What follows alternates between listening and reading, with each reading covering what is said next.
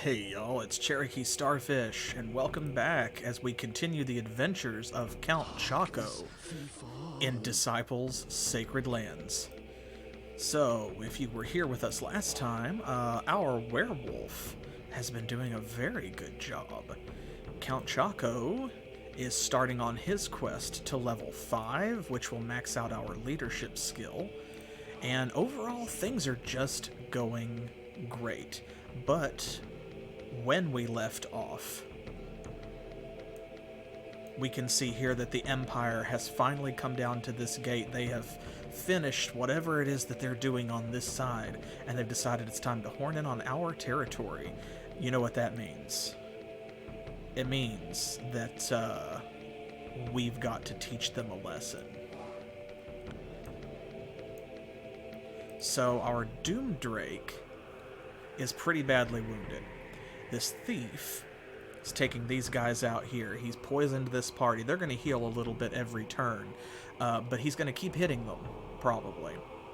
I am worried that Godefroy might be a guild master, and it doesn't show on here, unfortunately, so all we can do is guess.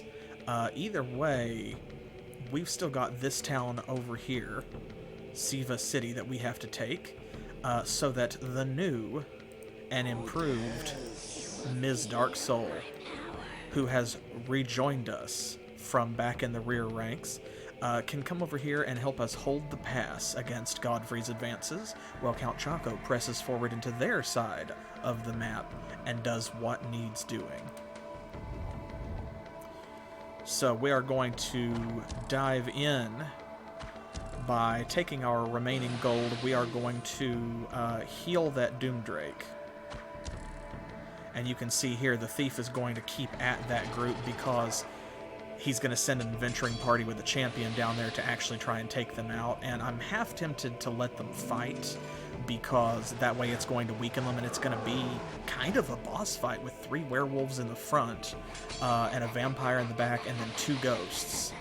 Like, if they go in there without using spells to take some of those out first, then they're going to have it to do.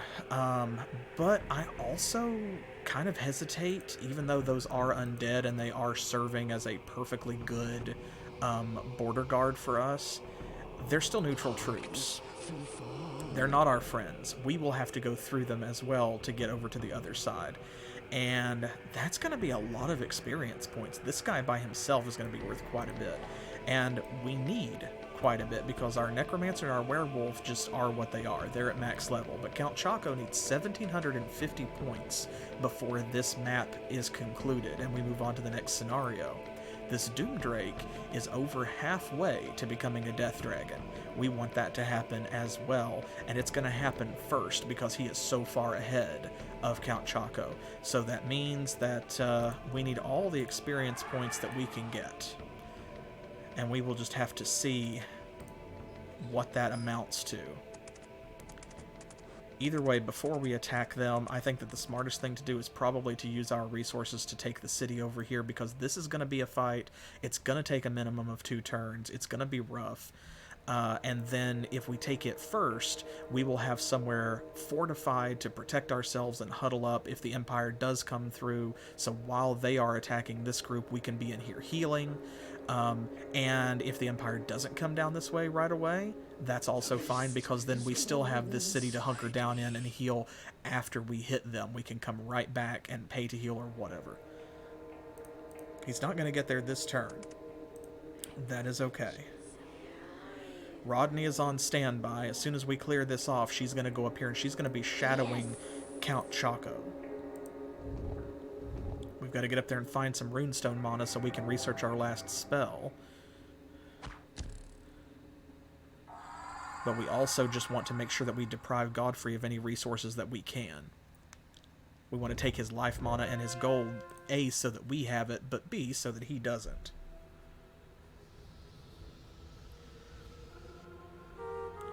Alright, so Ms. Dark Soul is just here to pick up this Spectre that we leveled up earlier. And then she is going to be awarded some werewolves when she gets over to her eventual posting here. That's going to cost us quite a bit of cash, though, so she's going to come down there into that city and just kind of hang out for a while first. Now, this battle, because we don't have a Spectre in Count Choco's army, is going to be a little bit rough, because that Ogre hits very hard. These scrolls he can't use. I'm going to leave them in the city after we take it, because then Ms. Darksoul is going to be there in the garrison, and she will have access to them and can just pick them up. She can cast them for us. So we have quite a bit of magic saved up. Now could be the time, perhaps, to use one of our summons. So I think, like, the skeleton summon, not really... I haven't used it, I don't think. Did I use it once? I can't remember. It's not that impressive. This one, on the other hand... I wish one skeleton was all we needed. So let's try an Evil Ent. It costs 200 mana, but it is more powerful than a skeleton. Which is good, because it takes up 2 spaces, so... There you go. Look at him go. Alright, 60 initiative, 65 damage, branch swipe. And you see he's got 175 HP, which is the most important thing. Warped Ents are bound to the force of the undead by foul and dark magic. Well, we don't care about that. What we care about is this Ogre. They're going to hit us pretty hard. We're only going to get a couple swipes in. Oh, 1 swipe. Okay. Yeah, it does have depression. Look at it. We only got 1 swipe in. See, because those ogres, they hit hard. And so the reason that we're doing this in the first place is specifically because we cannot cast spells like Terror or Curse of Nagrael on enemies that are garrisoned inside of a fortified city. So it just kind of is what it is. We can't hit them for damage. All we can do is send summons in. So we have a bunch of Infernal mana saved up, though, as well. Let's try a Nightmare. We'll see what y'all think of our Tier 3 summon. Love this guy. Check it out. Look at that art. I need to... Yes. I want you to hear his voice line. It's Ghost Rider. Now, he only takes up 1 slot, but look at that. 200 health, right? Immune to death. He inflicts 50 plague damage to everybody on initiative 60. Crazy creatures from the world of the deceased. They will scatter plague upon all the enemies they fight against.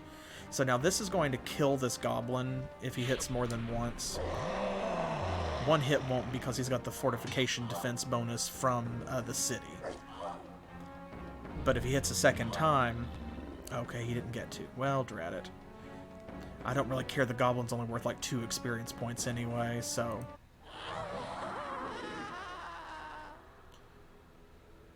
Ah, sad Joker laugh. Alright, so now what I'm going to do is, I'm going to see, that's 15%, what kind of protection potions we have. And I am going to put 1 on our Doomdrake here, so that he does not go down in just a couple hits from the Ogre. Now you'll see I've already switched our configuration around from last time. I'm going to give him this weaker potion. That'll give him 15 armor, plus the 10 we have from our Banner of Protection. That gives him a total of 25, so he will receive only 3/4 of the normal damage. But yeah, I put our Doomdrake on the bottom because that way this goblin is probably not even going to get to go. So the Ogre will be hitting the Doomdrake since he's down here on this row. The Ogre can reach him. But the Ogre's attack source and the Orc's attack source are both weapon. So the Werewolf up here in the front is going to be completely invincible. Ogres really are no joke. They are pretty tough. See, look at that. 130 damage per hit. 300 health. And because he's in a city, he's got 20 armor as well, so he takes 4/5 of the normal damage. The only thing about ogres that I like is that they go on initiative 20, so literally everything we have is going to hit first. That means, here goes the goblin, first of all. And see, the werewolf will be able to hit the ogre. We're going to concentrate on him in the middle and completely ignore the orc, because right there, you can't do anything. He literally cannot hurt us. And even if the ogre were to take out our Doom Drake, which is not going to happen, then we would still win the fight because he can't hurt the werewolf. But look at that, still did 102 damage. Ogres suck. Come on. There we go. Next hit should take him out, though. There we go. See, that wasn't bad. And almost 100 XP each. Plus, there we go. See, because we were so close, we have about half of our movement left. That's all we need to finish taking this fight. And we don't have to prepare any, like, extra buffs or anything for this one because the orc is the only threat here. He deals 55 damage, and we've already got a protection potion on. We're going to be okay. The goblins are just non-issues. And they're going to go down hard. They're going to get one hit.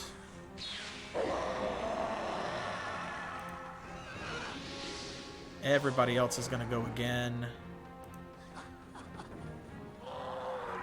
Man, you know what would make the Nosferatu really awesome? If he could distribute that healing among the rest of the party. Okay, he's going to get 2 hits. Darn. I was really hoping our Necromancer would go first, but that's okay. Galfamel says, the concentration of death is higher in this region. I sense the presence of the sorcerer Mazeru nearby. This fight is completely ogre. Well and truly ogre, you might say. Alright, so now I'm going to drop these scrolls in here from his Dark Soul when she gets here. Because he just simply cannot use them. So there's no reason for him to carry them around, and the Empire is not going to benefit from them because they can't take the city while Count Choco's here. So we don't have enough to upgrade the city. That's fine.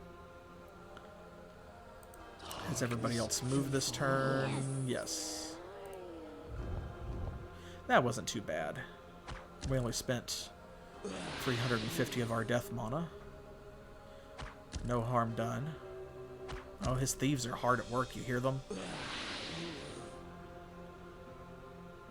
Oh, and I didn't think to point it out, but yeah, that last turn, when that thief poisoned the party with the vampire in it, you finally got to see the little animation that I was talking about where the scroll comes down and unfurls, and the dagger hits in the middle of it. That's what's making that sound effect that sounds like a dart striking a target. That thunk. That's how you know that a thief is up to something. They haven't healed a lot, which is good. That means that we can go up there and take them out. Oh, and I see right there, that looks like that might be death mana. Oh, and we did have access to that, it looks like, because our wasteland is wrapped all the way around it. They have an archangel that must have just put a rod there. Okay. Well. Okay, so. This battle is going to be a bit tricky for us. Because the werewolves are not immune to death. They're immune to weapons. So, our werewolf cannot do anything to them, but everyone else is going to take them out in one shot. You know, or probably one round. On the other hand, they're going to do nothing to these ghosts and this vampire. The werewolf will have to do all of that work. So, I am going to soften them up the most that I can. So let's see.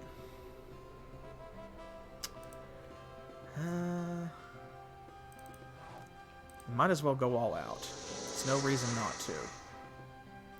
We'll keep our armor banner on. There we go, we'll reduce their damage. The werewolves are actually not going to be the hard part. Weirdly, in this case, what's really going to suck is that back row, mostly the vampire, because much like Count Choco, he can heal himself. So he's going to hit our entire party and heal. Except that everyone but our werewolf is immune to death. No, that's not true. The Doomdrake's not immune to death. Not yet. He will be soon. Let's hit them with an Ice Storm as well. Because that shouldn't kill the ghosts. No, there we go. But it'll bring them very close. And that should guarantee that the werewolf will go down soon. We want them to go down in the first round. Okay, let's do this. Here we go. See, look at this. Half the party is immune to some of our attacks, and then half the party is immune to some of our other attacks. Immune. Good, good, good. Oh, this one, okay. He's going to get one hit on the Doomdrake. That's a shame.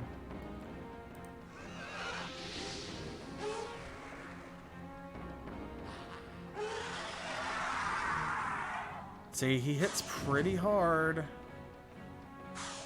Why are you trying to paralyze the Doomdrake? That's very silly. Now we've got to take this guy out, because if the werewolf can't do it, we have to find a different strategy. See, that's why this is rough, because the werewolf can go down very easily. Because see, look at this vampire. Men who have rejected the words of the High Father become vampires. They sustain life by draining the life force of their adversaries. 185 HP, immunity to death, and they deal 50 damage starting out to everybody, which you'll notice is significantly more than Count Choco, even at level 4. Yeah, I mean, that's true. If I saw a giant dragon coming at me with its mouth open, breathing toxic gas, like, I would probably reflexively also try to stun it or run away. But it's just, this is the only thing that can actually hurt any of them. So we're in kind of a standoff. If they don't paralyze this werewolf, then, you know. Alright, so let's see here.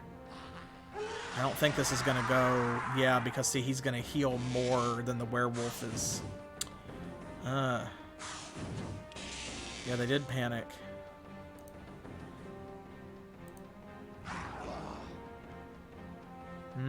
See, look at this.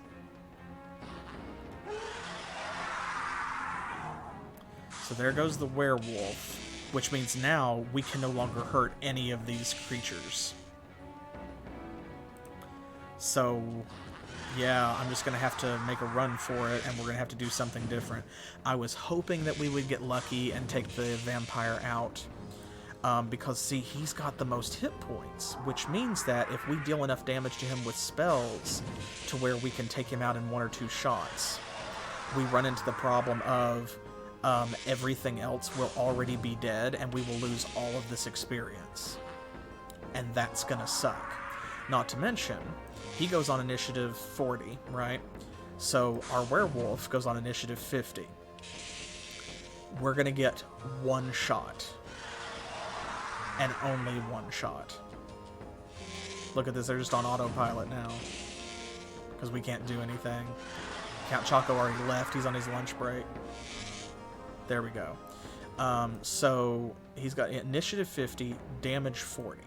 So we have to get the vampire down to 40 HP, which means dealing 145 damage to him first. Everything else will be dead. We will lose all of this experience, unfortunately. And then we will have 1 shot, and if the werewolf misses, because he deals 40-some damage even with debuffs on, he's going to hit both of them and then heal for half of that. So if he hits both of them for 43, then he's going to heal 43. And then we cannot take him out in 1 shot with our werewolf, and we have to do it over. Ah, well. That's okay. It's a learning experience. Well, a teaching experience in this case. Okay. Man, I really don't want to do that, but... See, and I can't use death damage, so our most powerful attacks and summons, they're not going to do anything. Because death damage will affect the werewolves, but it won't affect the ghosts or the vampire because they're immune. So, literally, everything that we can do that will hurt the vampire will also hurt the werewolves and the ghosts because of the way that the immunities are stacked up. So we have to hit them with earth damage or water damage. That's all we can do. Okay, so that...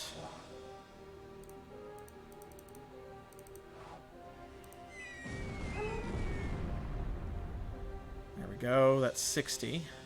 That takes care of the ghosts. Sad day. Man, if we could get back there. But with those werewolves in the front row, there's just nothing we can do. We have to take them out to hit him.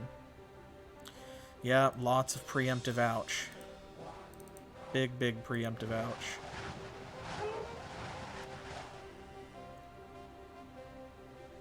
Okay. That's the best that we can do.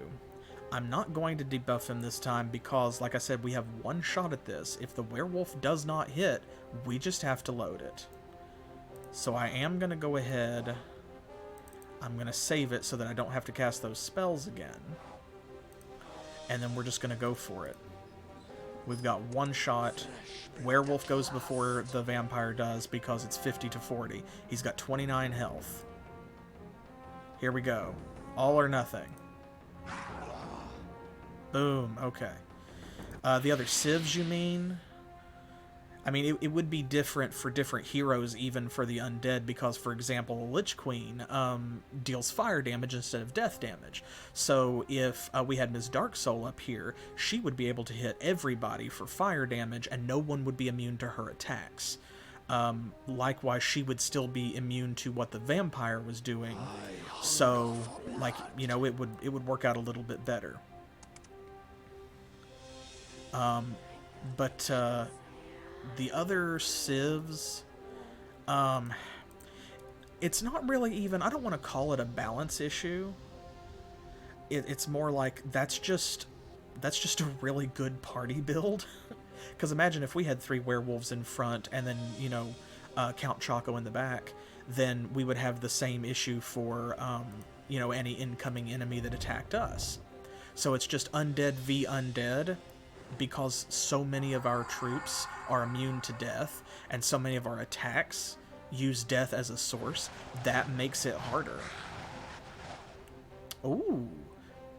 You might remember in the last stream I talked about different kinds of shops, and so how you could purchase spells from some of them. He must have found one where he was able to buy our Ice Storm spell, and is using this Stolen Death mana to cast it. I'm still on Rodney. Oh, let me move Ms. Dark Soul, actually. She can go over here now because it is free. She doesn't need to go to that other place anymore. That was just a placeholder. Honestly, for real, how dare he? Take this thief out before he can do anything to us. There's the Empire Thief with his dapper mustache. There, we'll just heal Count Choco.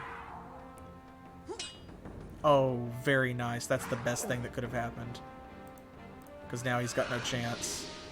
I mean, he was going to go down anyway, but this way we didn't take any damage. Very nice.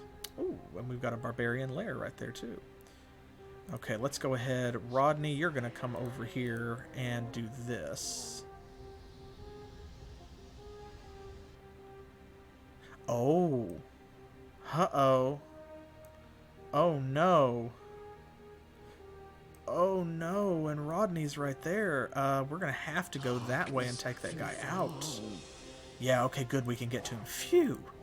I was worried for a second because I thought I put our little Banshee right where this Archmage could get to him. This is an Empire Mage hero. Let's go ahead and...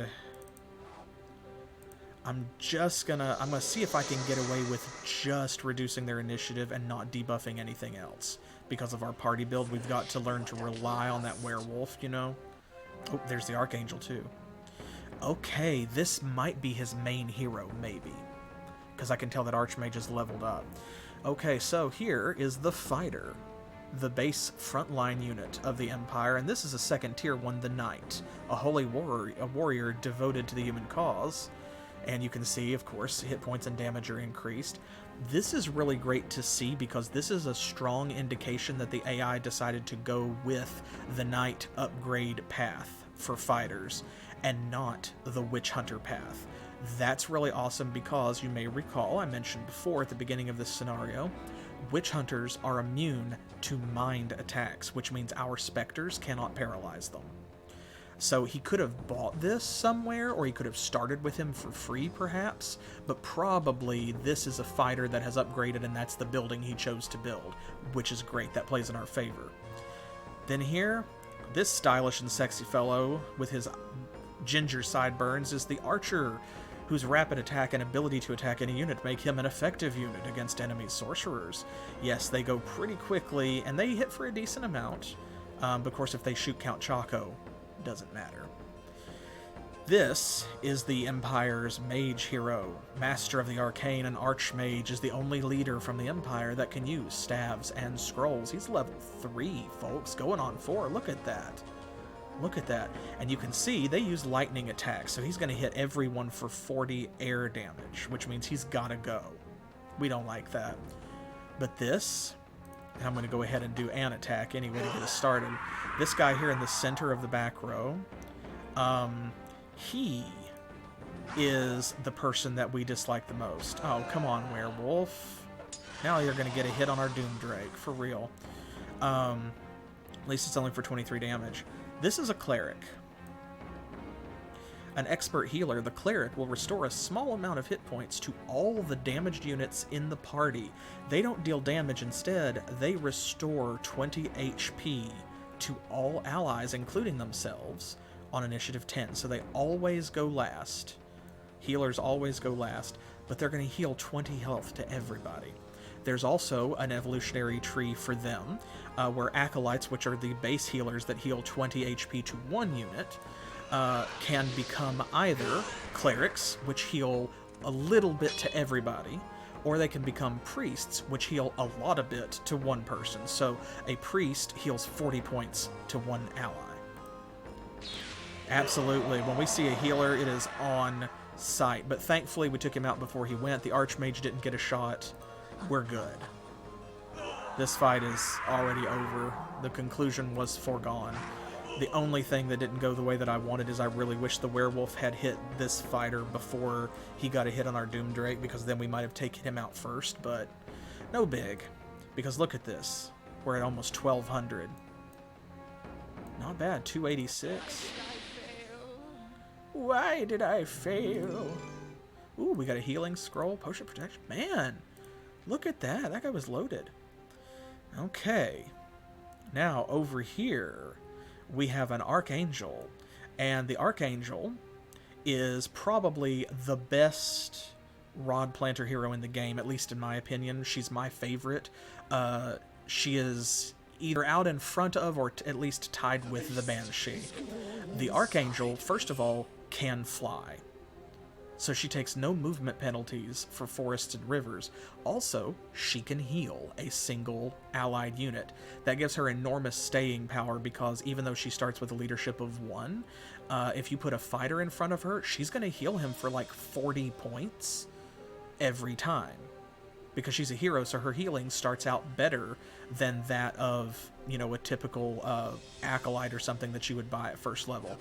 So she's really good. And she put this rod here, and we're going to have to take care of that. This is a Pegasus Knight. He is their warrior hero. He can also fly, and he does a big hit. He's probably going to come over here and try to... lol. That's the Mountain Clan's Ice Storm spell. I was casting healing.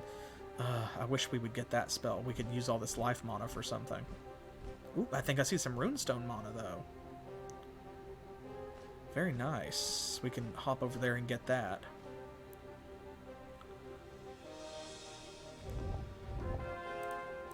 But we've got to take him out as well. Okay, so we can get to them, which is great. That is not great. They hit us with chain lightning, not regular lightning. It looks the same, but it deals 60 air damage. I think we may have to go down here and heal. I don't think we have much of a choice. Because we don't have a healing spell like they do, so...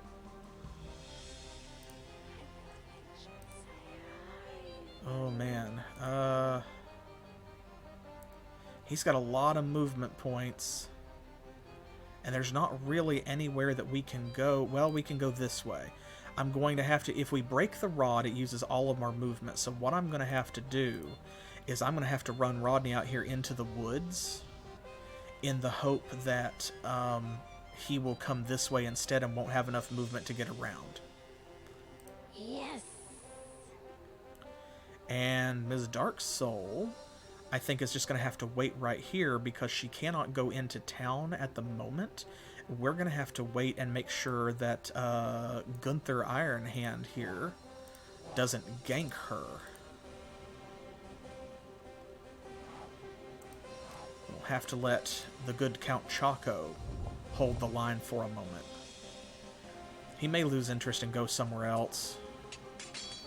Or he may come down here into our territory, in which case, that's fine.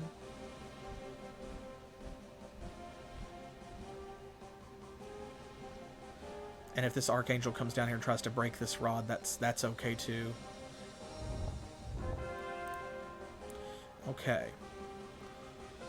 Alright, this is actually probably the best possible situation, because what I can do now is Rodney's going to go ahead and go up here and break this rod because she's safe. The Archangel's not going to go up there and attack her. The Thief, even if he gets over there, is not going to, you know... Well, that might not have been a Thief. It looked like he was on foot. That might be a Ranger. Well, there's not really anything we can do about that. Okay. So, we're going to have to try and heal. And then we're just going to have to hit them where it hurts. Now, unfortunately, we cannot choose to partially heal a unit. All we can do... There we go, is we can just pay to... Yeah, we've got enough. Yeah, that's fine. We can pay to heal as much as we can, and if we run out, then it is what it is. Okay, let's see here. Let's do... Terror.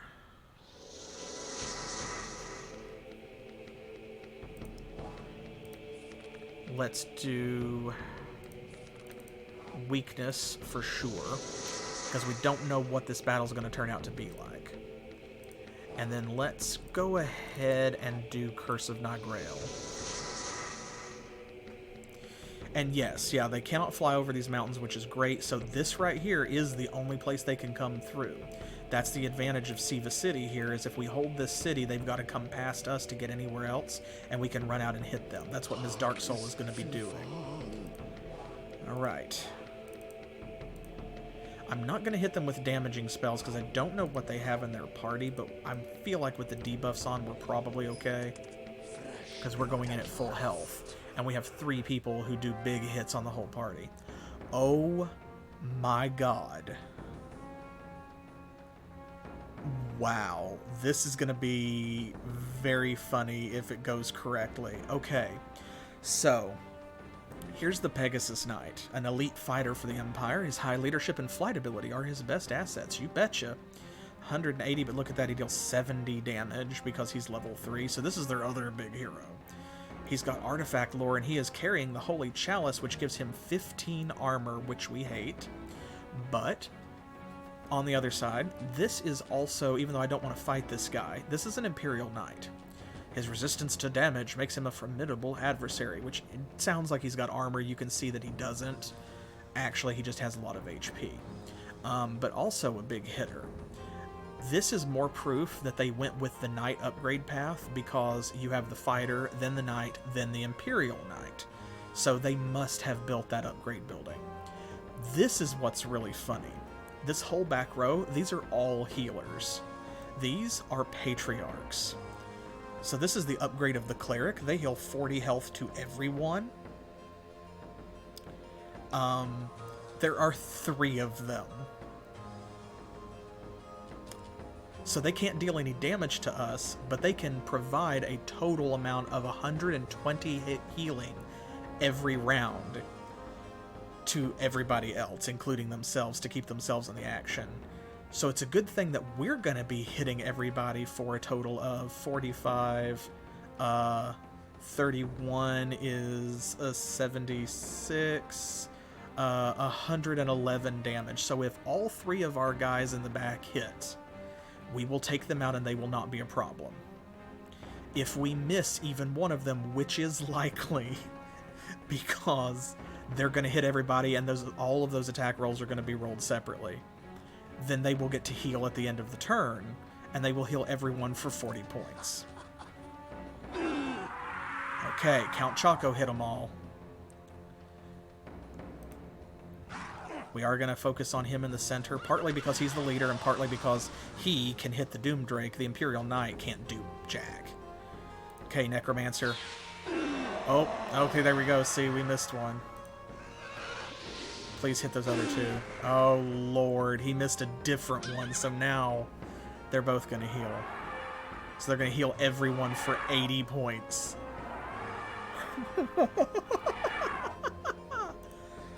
Oh, boy.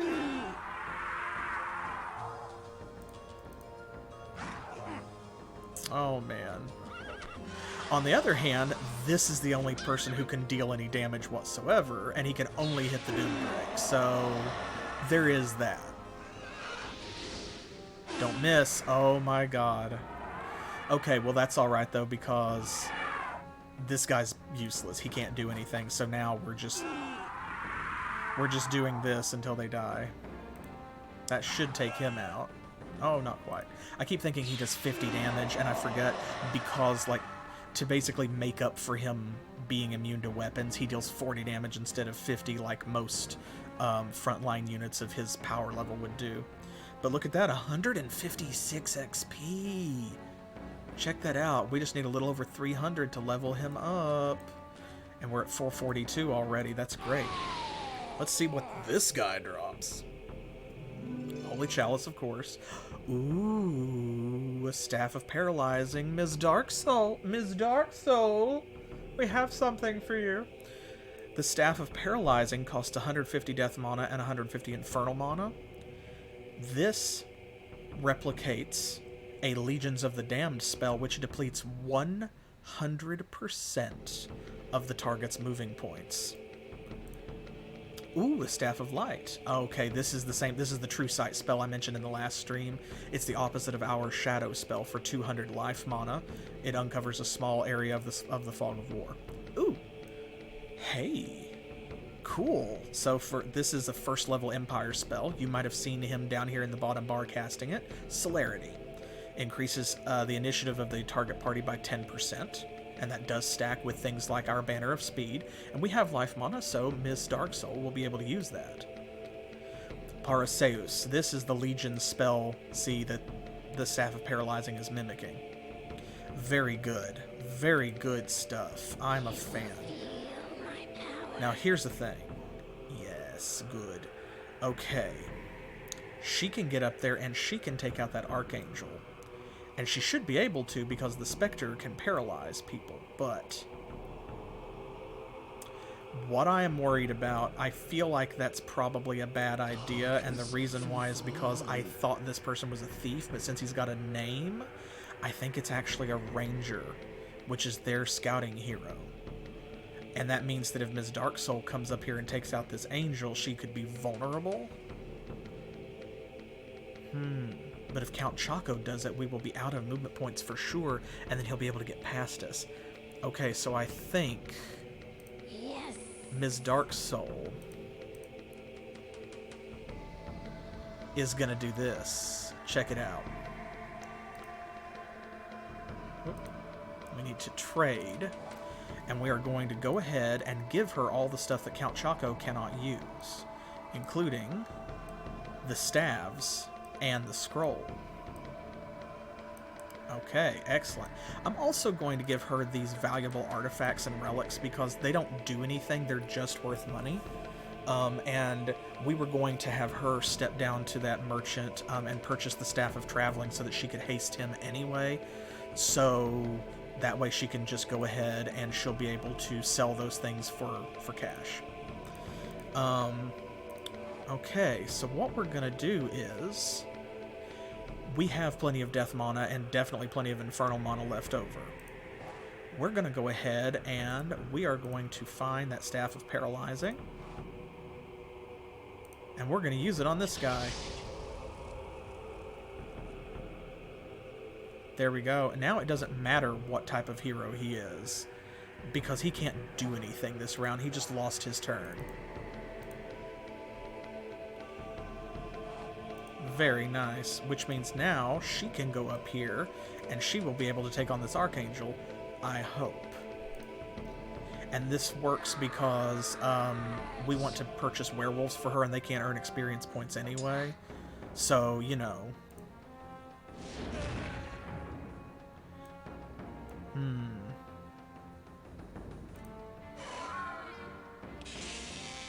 Okay, that way she can't heal. Okay, I saved this because this is going to be an if... yeah, see, if she doesn't hit, then there's nothing we can really do.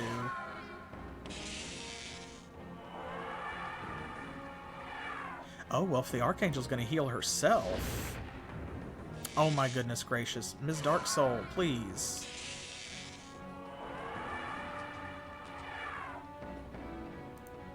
You have to hit the fighter.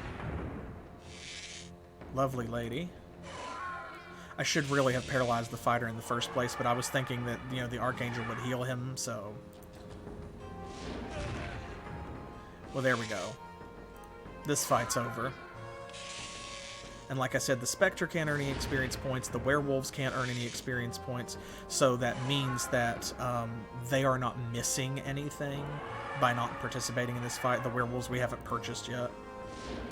Now this is a bit rough because the Spectre has to paralyze her every time, because you'll notice she heals for 45 because she's level 2. She has leveled up and they actually gave her artifact lore.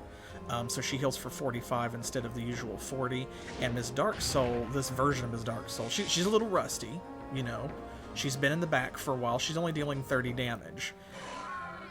So if we don't paralyze the Archangel, then she's going to heal more than Ms. Dark Soul is dishing out. There we go. Excellent. Okay, 43 XP. Very nice. And we get a giant blood potion. Summon Valkyrie. Okay. Not bad. So we're going to step up. We're going to let her keep that scroll. But this potion, that's 15% damage boost for a single unit. We're going to grab that and take it with us. And there we go. Now he is blocking the way, so yeah, we should be pretty good. Excellent. Excellent. Good round. Ooh, it's another chain lightning. See how it's multiple bolts? Regular lightning. I said earlier they look basically the same, and they do. Lightning is just a single bolt, and then chain lightning is all of those others. And that is nasty because it does deal 60 damage. So, you know. But that's okay. That's alright. What we're going to do is we're going to come down here. We're going to sell this. 1,200. We wanted this anyway, and it's a one-time purchase. I'm going to go ahead and I'm going to buy that to make sure that we get it. And then what we're going to do is... now see, because we're a Mage Lord, we can use those staves twice per day because they literally just replicate the effect of a spell, but they charge us mana as though we were casting the spell for the exact same price versus a scroll which is free but is then consumed. So there's no reason why, once per turn every turn, we can't just keep paralyzing this guy so that he stays out of our hair. And then we're going to come over here, and if they're going to hit us with Chain Lightning... we're just going to pop in there and we're going to heal overnight. And Rodney's going to come over here because that ranger can't get us anyway, so she's going to put a rod by this runestone mana, which is dangerous. That is sticking our neck out a bit, but somebody's got to go. This is a great time to make use of our shadow spell. There we go. Ooh, and this is, yes, this is the mage shop where we can buy spells, and we may be able to purchase some of our own if they haven't bought them all. Okay, let's go ahead and, oops. Oh, here we go.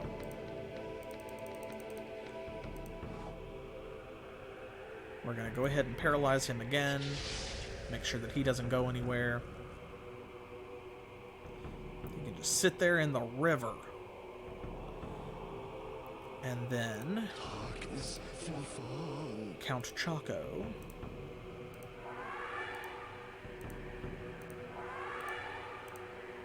See, this is the only way we can partially heal. That's good enough, though. I actually don't need to heal Count Choco, I don't feel, because he's going to heal himself. We're going to go up here. We're going to take this guy out. Hopefully. And then Miss Dark Soul can go on into town there. Okay. Oh, here we go. Their mage unit. This is the Apprentice, the most efficient unit when protected from attacks in the back row, enabling him to unleash lightning on all enemy units. He is weak, but he deals air damage to everybody. But look at this, though. This back row is going to go down so fast, and they put this knight up here where our werewolf is. Lol. There he goes.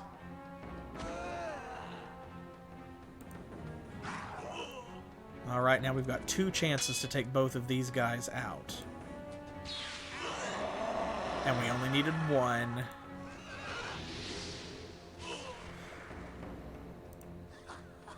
Can't believe it was an archmage. I really thought it was a ranger. Neither of them rides a horse, as I just barely got a glimpse. Getting there. I don't know, why did you fail? Okay, Ms. Dark Soul.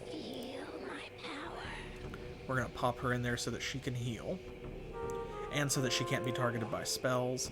And look at that, 43 of 150. She's already getting there. Coming out of the gate strong, just like last time. Okay, now all of his movement points are depleted.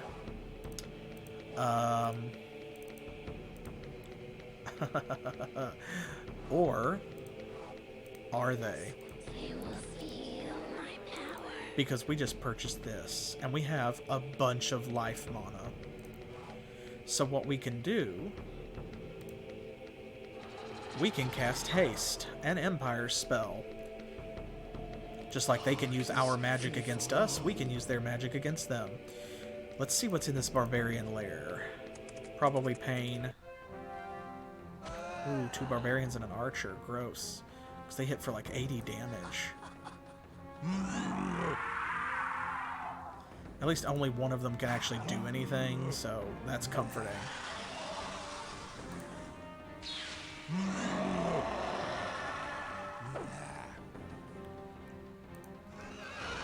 Okay. Take these fellas out. I feel like I need to move the werewolf down to the middle space. Actually, I have him up there out of habit, but really he should be down here because then he could be hitting the one in the bottom row that's hitting the Doom Drake. And that would actually be a lot more effective. I don't know why I just thought of that.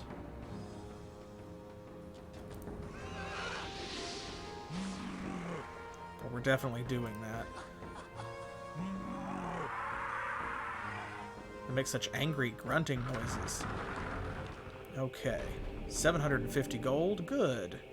Nothing else, but that's okay because that still jumps us way back up after we spend all of our money. Let me go ahead and do this. Because if we are fighting things like giants, then it matters because they can actually hurt him because their attack source is not weapon. But for a bunch of things like barbarians, he's better off in the middle. That way he can hit the entire front row and he's got options. Okay, that took all of our remaining movement points. So what I'm going to do is I'm going to cast Shadow.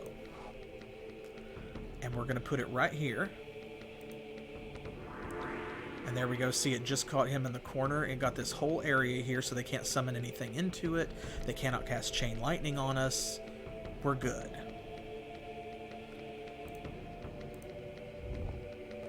So while he has got some injured troops, they won't be able to take full advantage of that, which is important. Casting Healing. And I hope we can buy that somewhere. I'm going to move her first because I want to see what's in this shop. Ooh, okay, they do have a couple spells left. They only have 2, but we can afford both of them. Hymn of the Clans increases our initiative by 15%. That's pretty good because we don't have any buffs. And also Strength increases our damage by 10% and costs life mana. That's an Empire spell. I am going to go ahead and buy both of those. They didn't purchase Strength because they can research it. Hymn of the Clans, I'm just glad they left it for us. Honestly. And we have just enough money left over to do this. Because we can't cast Hymn of the Clans if we don't have Runestone mana. So that spends most of what we earned, but that's okay because that means that that battle just literally paid for itself. Okay. We need to set about taking a town as soon as possible, and I believe that there is one right there. If we can take a town, then we don't have to go back to Siva City to heal with Count Choco. So I'm going to see what there is to be seen here. Ah, good, good. There is a town. Okay, we don't know what's in there, but that's okay.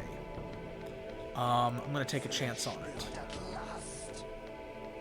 They can't have much, yeah, because, see, they don't have anybody garrisoned. You could see there was no shield in the doorway, so they don't have a champion in there.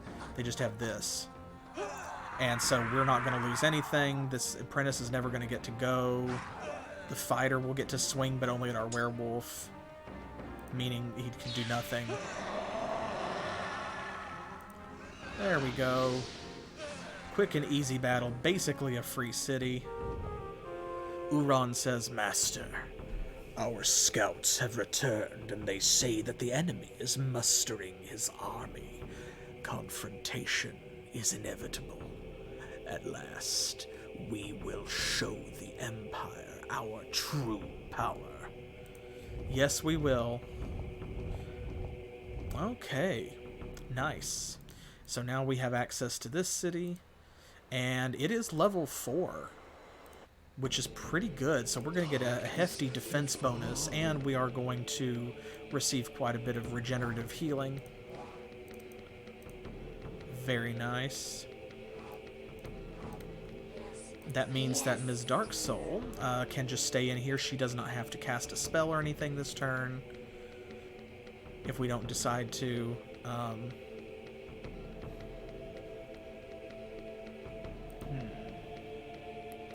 I think what I may do, I feel like this guy, he's probably going to attack us. So what I'm going to do is I'm going to come over here, and you can see whenever you purchase spells from another Civ, or receive them through trade or find them as treasure or whatever, they appear in your spellbook just like your regular spells. So I'm going to cast Strength on our party here. And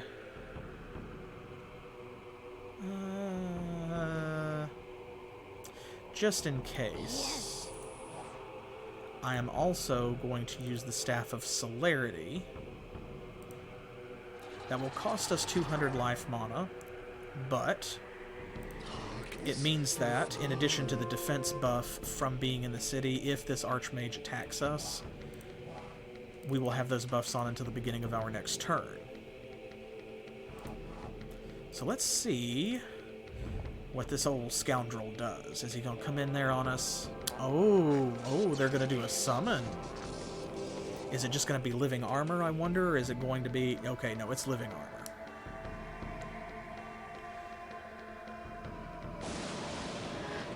Oh.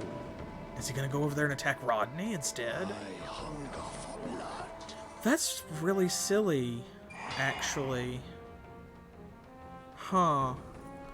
Because, like, why didn't they summon it directly adjacent to her? Huh.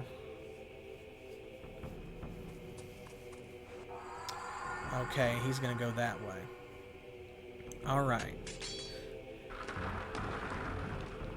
Sometimes you see what the AI does and it's like, okay, we have a solution for that. So what I'm actually gonna do is, now that I know their plans, I'm gonna load. And we are going to cast Shadow again.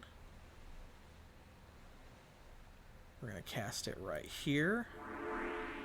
We're going to cover her up. That way she can't be hit by chain lightning for sure. And if they want to summon somebody, they'll have to do it from further away. Because they didn't summon like right here last time for some reason. I don't know why, because that Archangel and Pegasus Knight were right here. They have to have that uncovered. They've been to this shop. Whatever. They might not do it, or they may just change their plans.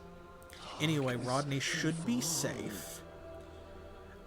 Because with the hit points that we got from not being hit by chain lightning, that also means that if they do attack with a living armor again, Rodney will be able to paralyze it and the warrior can kill it. And then, Yes. if that other fella is going to go past us, oops, then what I'm going to do is I'm going to... I'm going to heal a little bit. We don't have a lot of money anyway. I'm going to step out. And then Ms. Dark Soul is going to use the Staff of Traveling again.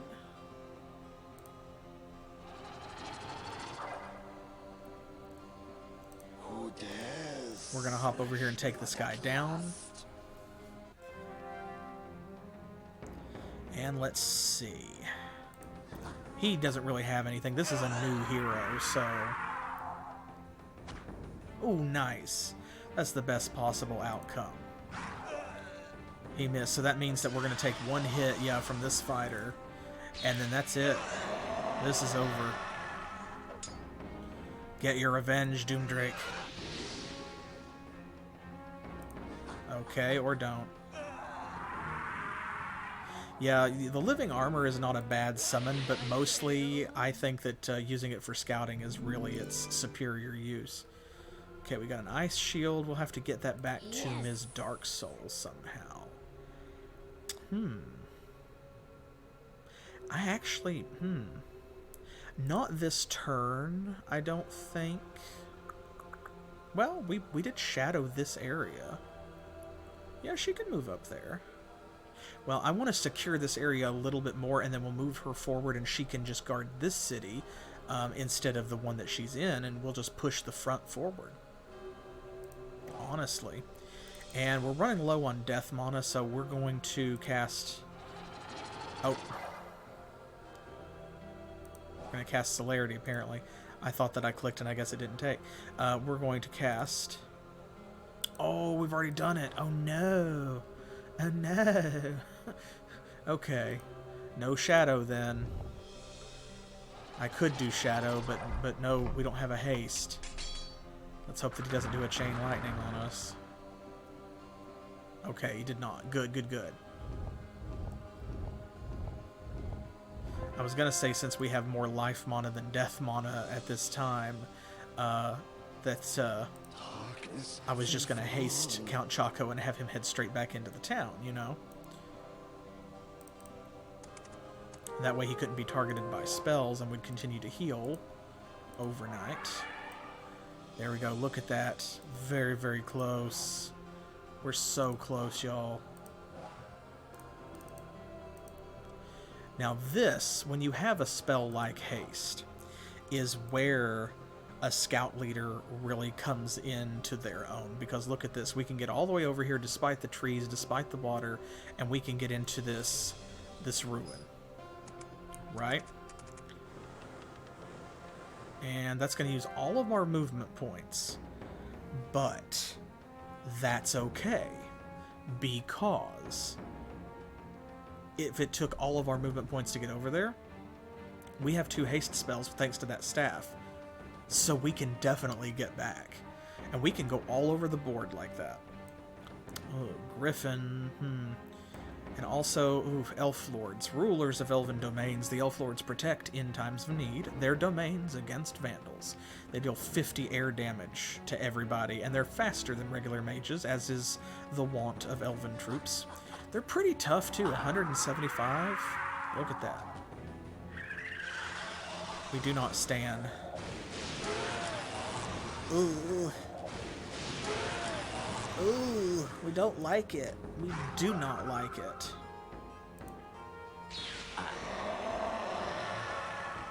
We do not like that.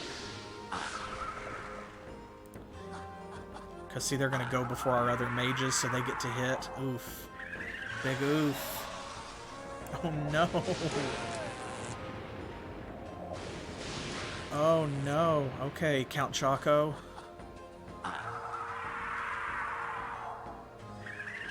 Oh, man. Oh, that was so close because he just didn't have the health. Yes, you will be back. Because we're just going to load that. Yeah, elves are pretty powerful. Their main thing is that they have about the same stats as everybody else, except they're a little faster. And in a game like this, who goes first matters. Turn order is really critical. So, yeah, exactly like Prince of Persia. That's not how I remembered. So there are a couple things we can do to make that not happen. This is the first one.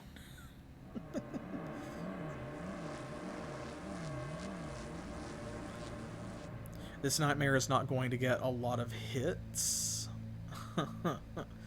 But he'll get at least one, and that's fine because then these guys are not going to heal.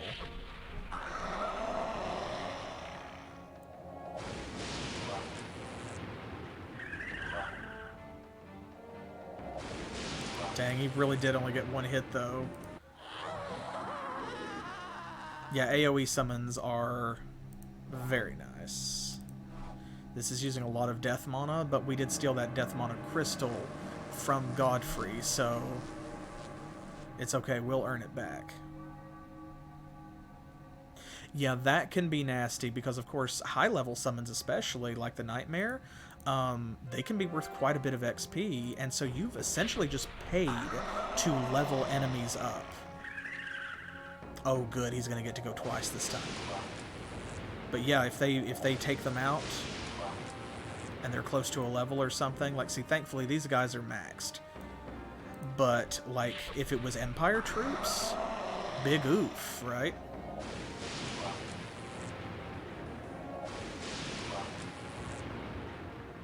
Okay, I think that that's doable.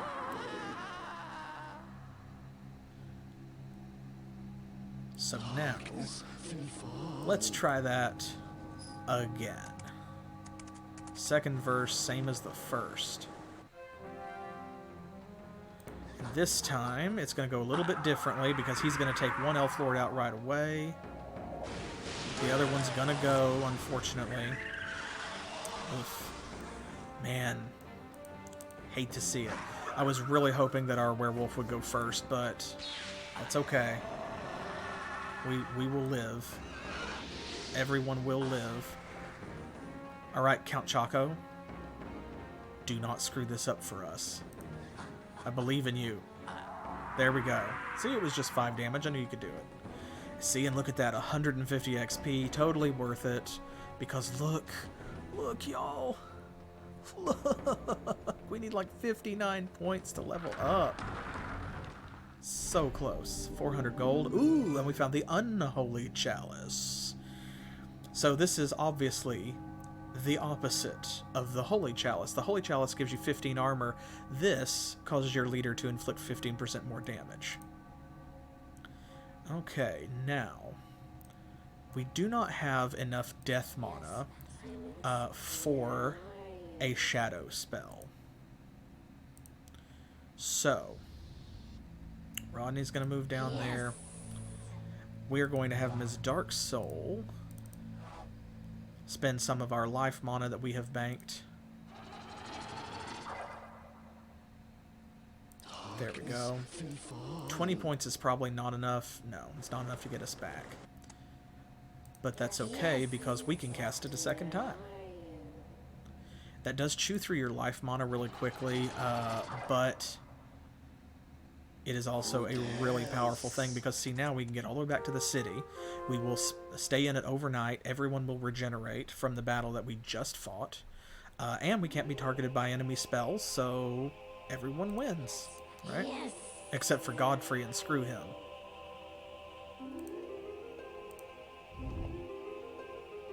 Let's see what he does.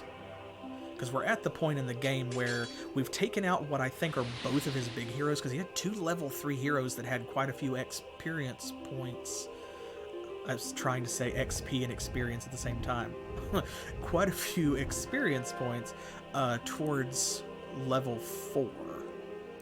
That is a significant loss for him, but also I'm hoping that what that means is because of all of those patriarchs, that Imperial Knight, those other knights, what that means is that he doesn't really have anything big left.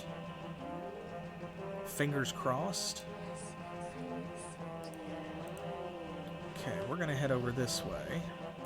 Ah, there's what we love to see. There's what we love to see. Look at that. That's ours now.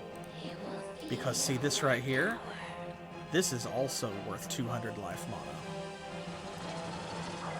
We're going to make sure Rodney gets over there this turn and breaks this rod, which consumes all of her movement. But oh, what's this? For another 200 life mana, this gold mine, too, could be yours. Once again, you know, that's 400 life mana in one turn. Whoops, that's not what I want to do. But who cares? Because now we have a gold mine. See? Check that out. And also, a lot of this is already wasteland. We don't like anything that's on there. Technically, we control it, but it's not spreading because there's no source connected to it to cause it to spread. We didn't, you know, make this. Obviously, this is not connected to anything else that we control. So this is terrain that was set up by the scenario developers, and it was already there. But now when our rod connects with it, it will start to push out all around those edges there. There's a shop. What's in our way? Anything? Nothing, it looks like. But over here we have a Doom Drake, a Dark Lord, and a Ghost. You will feel my power. Okay. So now Godefroy has less money with which to purchase trash heroes. That's what I was about to say a moment ago. I lost my own thread. I apologize. We are at the point where, because I have taken out his big heroes, he's going to start using all of his money to buy garbage heroes to just throw at me to try and stop me or slow me down any way that he can, and Count Choco is just too powerful. There's just nothing he can do. But we are making 250 gold a turn now, which is not insignificant. Let's see. Okay, so Godefroy has been up here. Let's see what's in this shop. That's going to be, yeah, it's a potion shop. Almost time to buy her a werewolf. Honestly, the rate we're going, it may not come up. We could be using that Staff of Light to uncover some of this as well, and maybe we will. But the most important thing is keeping Count Choco safe and keeping Godefroy penned in. Okay, is that's a shop. Okay, they sell scrolls. That's fine. I'm hoping, ooh, there's more life mana. That's what we like to see, because if we can steal that, we can cast haste so much more often. And he will be able to cast healing and celerity and haste and chain lightning a lot less. Okay, here we go. This is what we wanted. I was hoping that we'd be able to find another city so that we could move up and then immediately hold the front and not be able to be targeted by spells. So let's see what's in here. That's a level 4 town as well, I think. Ooh, Okay, well, he's got a knight in the worst position, and an apprentice, almost called him an acolyte, and 2 mages. Apprentices upgrade into mages. The studies of the first mystical arcane enables the mage to cast mighty bolts at enemy units. So you can see their hit points don't quite double, but their damage does. It's a shame we're not going to get to see their attack animation or what they do or anything that they do, because they're all about to die. Oh, they are going to go. Okay. They're going to get a shot. I am surprised. Is that one going to go? Nope. Okay, good. I was about to say now, all 3 of them had better not go before we do when we got that necromancer back there and we've got the same initiative. Count Choco don't care. Really? I was so hoping he would level up. Godin says, "You will never find the scepter. We know where it is, and our troops are already on the way to crush it." Whatever. Nobody cares. Okay, I think at this point we are safe enough that Ms. Darksoul can move up to this other town, probably. There we go. She should be in our shadow. They've not been down to clear that out again since we cast it, so they can't hit her with any spells. Oh, that was the sound of an ogre.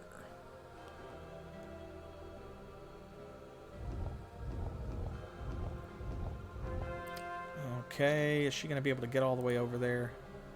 Now, she may have to haste herself, but we will see what everybody else is doing first. Probably not Shrek, but you never know. Okay.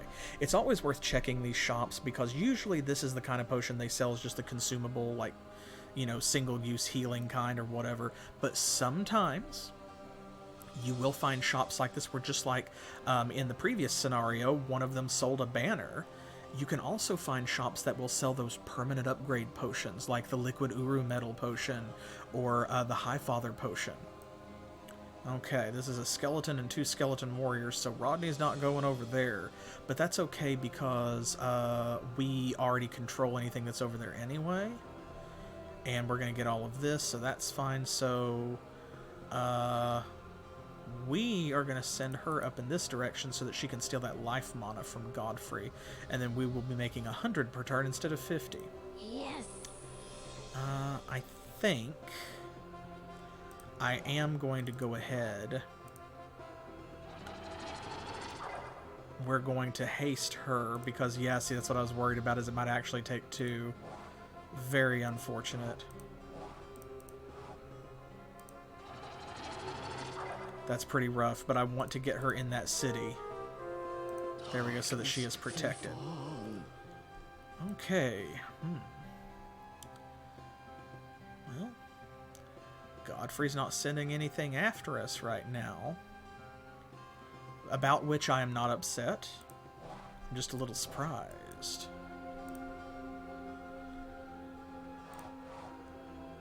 Okay. I'm actually going to leave him there one more turn so that the Werewolf and Necromancer will heal to full. The Doomdrake I'm not concerned about, because the very next battle he should upgrade to a Death Dragon. And then he will recover full HP anyway and have more of it, so, like, whatevs. I'll be very surprised if we fight literally anything and he doesn't evolve.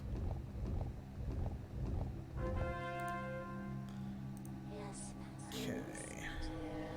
It's going to take Rodney many turns to get back up there, so we got to make sure that we stay on top of her. And let's see. Now they should be full. I was wondering if Godfrey was going to send something, but I don't see him sending any trash heroes out, so let's go ahead and let's see if we can find a ruin or a neutral monster or something. Let's explore our new domain a little bit. Ooh, another gold mine. Hey, Rodney's gonna be busy. Good. Good, good, good. Anything we can take from Godfrey is A+. Okay, here's the ultimate corner. He's got that ruin as well.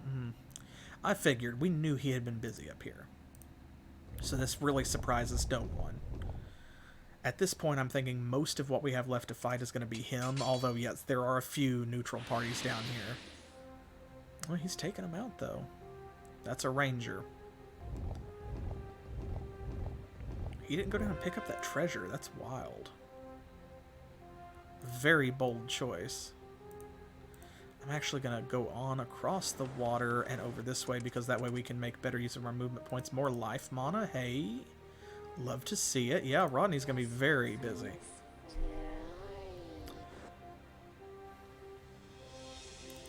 I'm going to have Ms. Dark Soul come up here. Is this another... Oh, this is another experienced trainer, which is great, actually. That's wild. Because one of the reasons I was originally going to garrison her here was in case we needed to pay money to train her so that she could catch up with Count Choco in effectiveness. But now we have another one, and that also means that if we're going to train Count Choco as well, he won't have to come as far back. Darkness will fall. We could spend money and just buy another Banshee up here in this city. Uh-oh. Oh, no. Can't have that. Oh, I didn't see those little guys. I will have to load it. Uh-oh. Because we can't lose that city. Just as I was about to say, we could go ahead and spend the money and just, you know, buy another Banshee up there, but I would rather not do that. It's not like we're in a hurry. The faster that we can steal that life mana and stuff from Godefroy, the better, but like, whatever. Okay, let's go this way instead then. This load us a couple turns back. Yeah, this is much better. Oh, you fools. Okay, Ms. Dark Soul, we should have... We've got one haste spell in us. Let's make it count.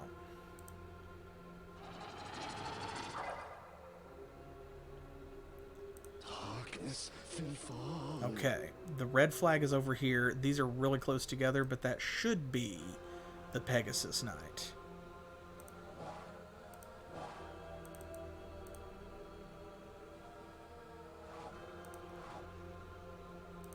Fresh blood at last. Oh, I think that's the edge of the Empire capital, actually. Oh, good. His Imperial Knight is up there where he can't do anything to us. Wonderful. You love to see it.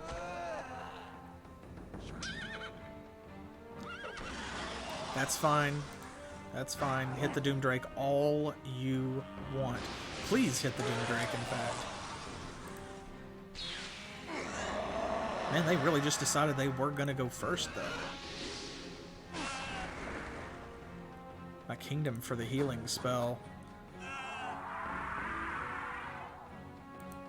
It really does make a difference because, like, that's one of the reasons why the Empire is such a powerful civ and is so easy to play, is because not only do they have multiple healing units, but also they get both the healing spell and the haste spell. There we go. There's our Death Dragon. Check it out. Now he's immune to death. 375 HP, 50 damage. Very nice. Very nice. But that means that they have just a lot of staying and going power because they can heal and recover damage, and also they can keep moving and take effectively multiple turns.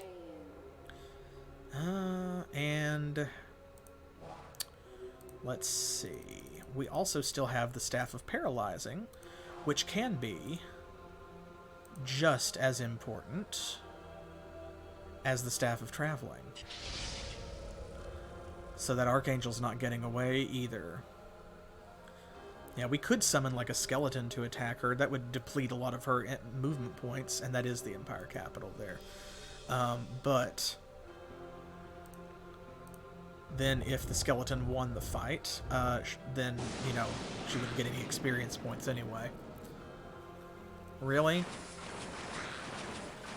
That's my bad. I knew that was going to happen, or should have known. Oh, wow. Okay.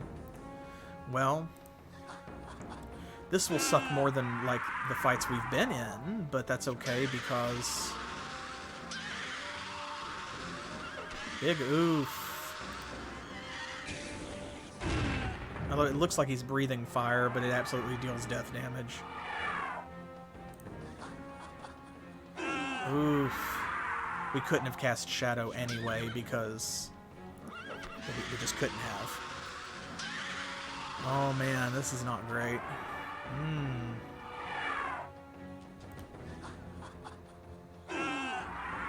We're in a nasty position here. We actually could pull this through if the Patriarch was dead, but we didn't take him down, so...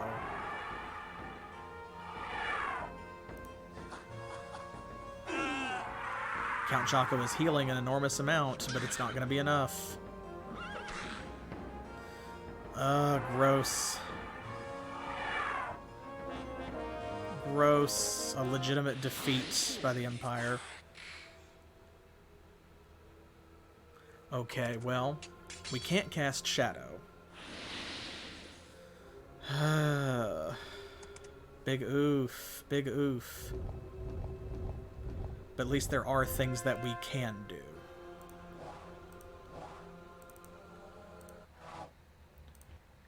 Okay.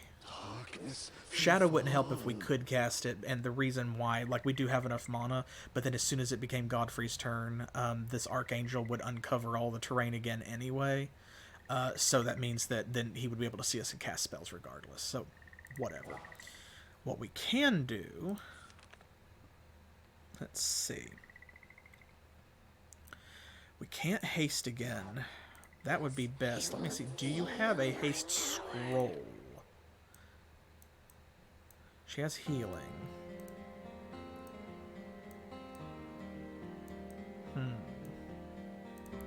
Okay, well, we have some summons that we can burn that won't cost us any mana. So what let's do is... I am going to throw a summon in his way, a trash summon, so that it will suck up his movement points and he won't be able to get to Count Choco. So that way, even if he hits us with chain lightning and stuff again, we'll be able to get away. No problem. The Hellhound is a very good boys. The two-headed Cerberus is the guardian of the gates of hell, burning the flesh of all trespassers. He only hits for 25 damage, but it is fire damage and he hits everyone. And I think that the Hellhound might be the lowest level summon that has an AoE attack, because this is the first level summon of the legions. So it's not super strong, but it does hit everybody, which means that it's great for, like, burning down trash mobs early in the game. I mean, yeah. They even call it Hellhound, but then immediately turn around and say Cerberus. Kerberos. Okay, that should be enough to protect him, I think, because... Here we go, I'll move him into this spot. Yeah, that way, that should protect him. He should be able to get around him without hitting the Hellhound.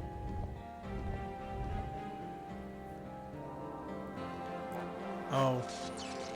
I see. Instead of sending a Pegasus Knight over here, this time he said, well, screw you, living armor then. And, like, that's fine. Do you know what we call living armor? Free experience points.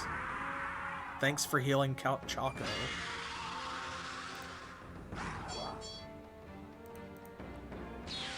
Because they're not immune to death, even though they're a construct for some reason. I choose to interpret that as, like... You're like rust and decay or whatever. Okay, good. I can already tell from the order of operations here he's not sending the Pegasus Knight out.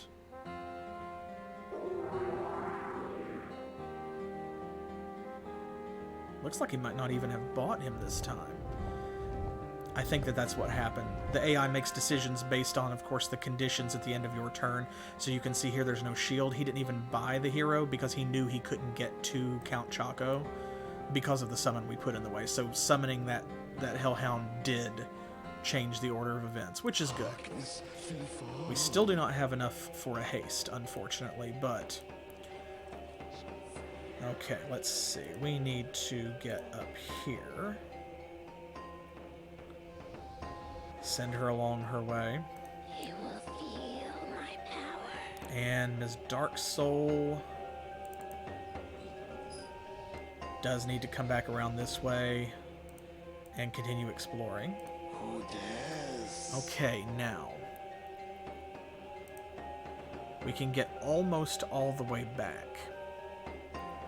I think if we kill this Archangel, we will be able to get far enough away that a Pegasus Knight can't catch up with us anyway. So I'm going to do that, and that way she will be out of our hair.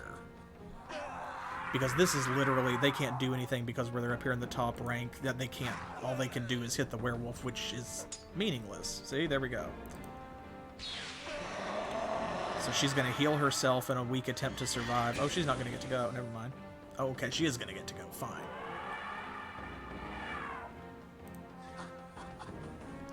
Nothing personal, kid. Hey, you too. I'm glad you stopped by. We're able to catch at least part of the stream. So be it. And of course, if you do have to duck out early, ooh, summon 2 Golem. The 2nd level Empire summoned. But yeah, if you have to leave early and aren't able to stick around, remember that you should hop over to my YouTube channel, and you can follow over there as well and turn on notifications, and you'll be able to $5 fee to leave. Well, the YouTube channel is absolutely free, and there you can catch the VODs of all of this series, along with all of the other games that I have played on the channel. So you don't have to miss anything, really. And your views do mean so much, both here on Twitch and over on YouTube. Love playing these games with y'all because part of what I want to do with these Let's Plays is sell the game that I'm playing. You know, in a way, like hashtag not sponsored, but like, you know what I mean.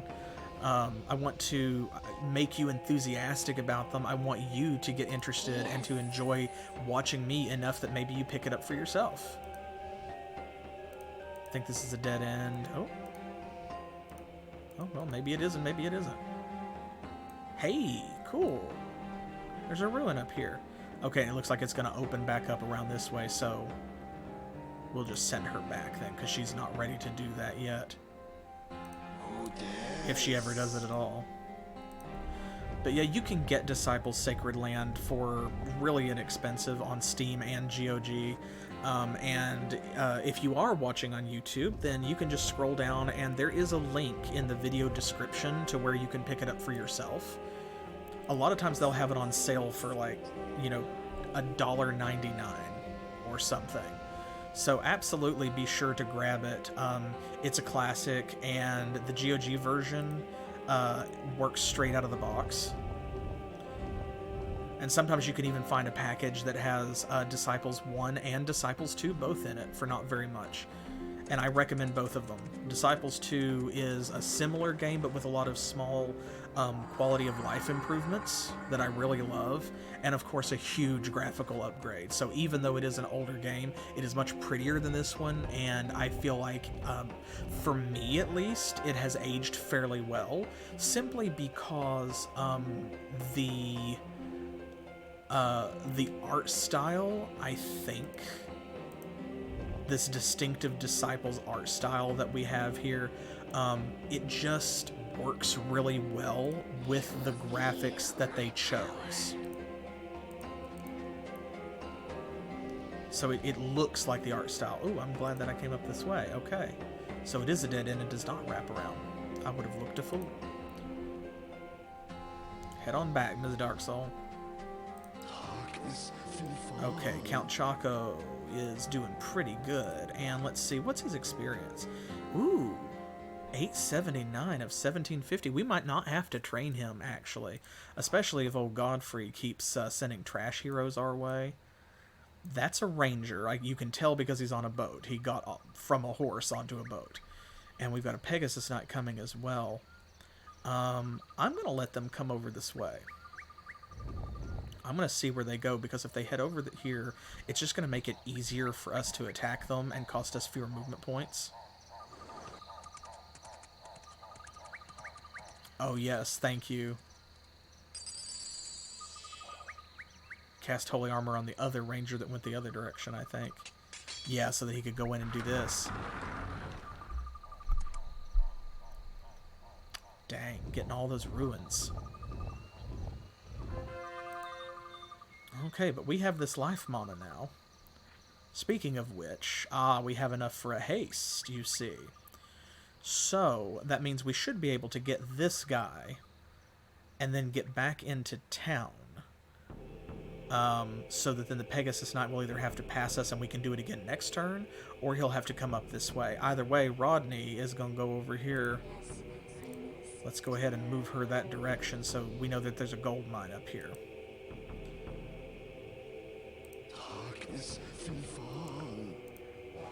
I am saving our cash. It may turn out that Ms. Darksoul doesn't actually even need werewolves. We will see. She does have enough for 2. But I want to make certain that we don't need to pay that trainer to level Count Choco up.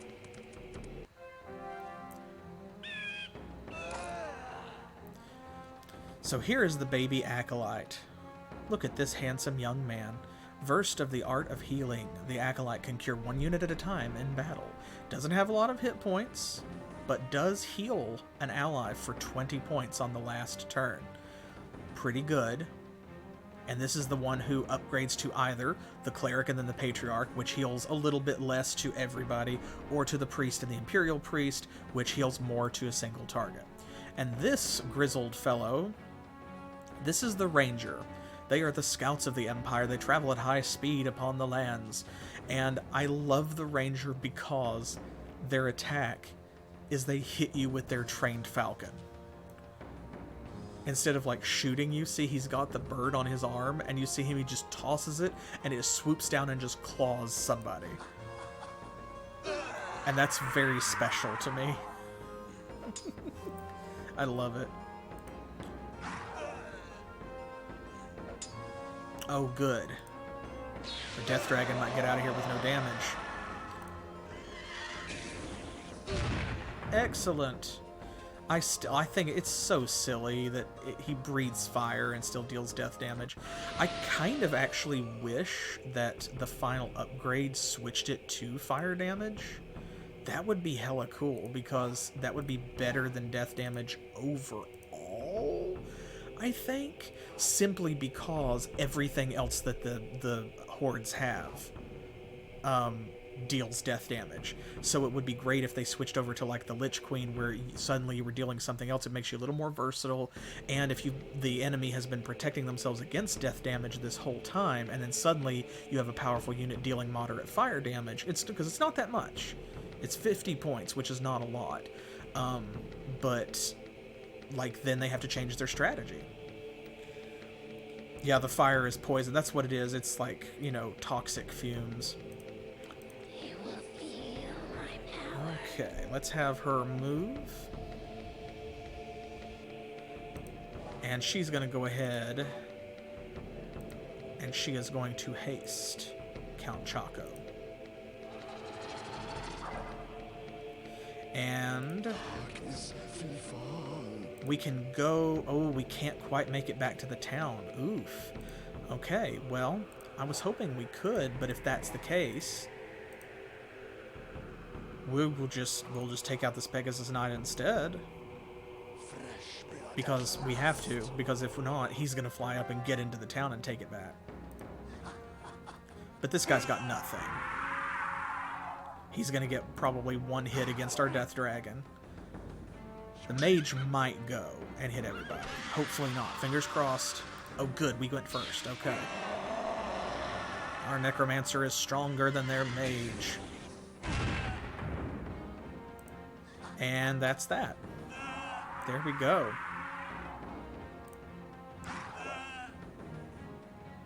Excellent. And a cool 56 XP for Count Choco. So now I think we're at the point where he only has one hero left in operation, which is this ranger over here. Count Choco, meanwhile, is almost 1,000 towards his 1750. So, yeah, we're doing pretty good. We have recovered a lot of our death mana. I am definitely going to cast a shadow spell here, and that way Count Choco cannot be targeted by their spells, because we're not dealing with that. Oh, he does have 2 rangers. Okay. I thought he only had 1. I've said this before, but Disciples is very much a game of attrition, and what happens is, as we steal these resources, not only do we become more powerful, but also Godefroy becomes weaker. Now, both of those are important because they stack, right? And I'm not going to haste her and place a rod here because we're just going to automatically get this at the end of next turn anyway. We control this town, it's fine.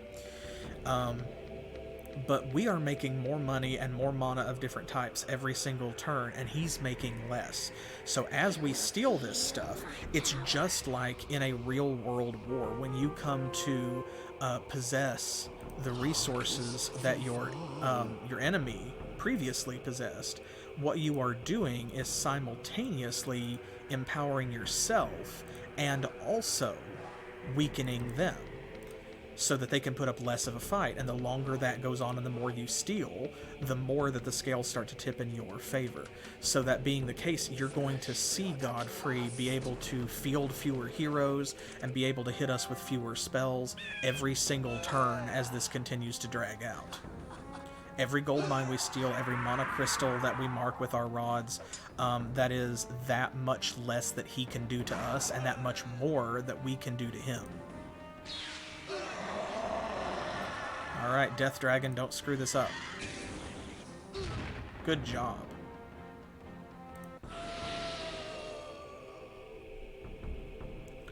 Do we have enough for a haste? We do. I'm gonna do that because if I haste him and come down here, we can take that guy out, and then I can cast Shadow on him and he'll be immune to spells. Whereas if I leave him here, because this is the capital, they can see around it and they'll immediately be able to hit him. I hunger for blood. So let's see. Staff of Traveling.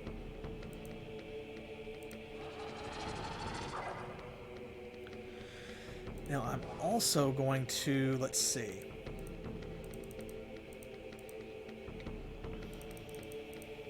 Yep, we also have a healing scroll.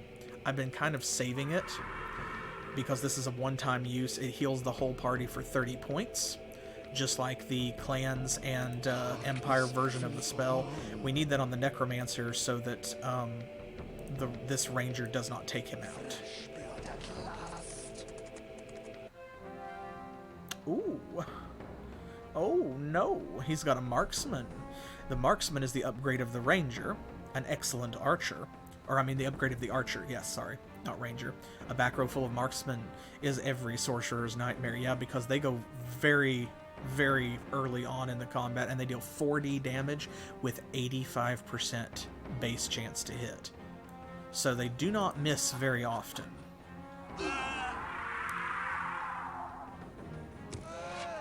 Oof. Oh, there goes the Necromancer. Dang. I wasn't counting on him having 2 archers, you see. That's okay, because the Necromancer can't gain experience points anyway, so it's not a big deal.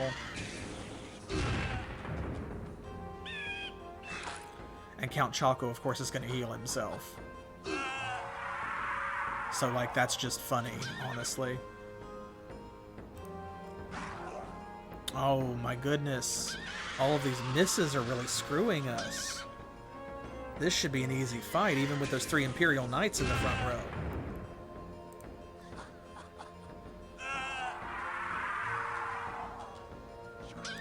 goodness gracious. Come on, werewolf. Yes, good. That way this one doesn't get another hit on our death dragon, and we should finish him off.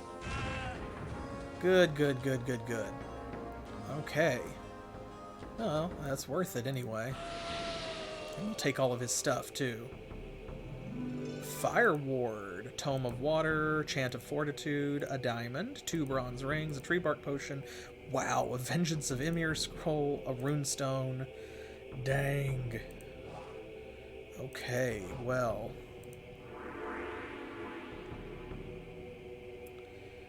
I hate to lose that necromancer, but we have more than enough to revive him.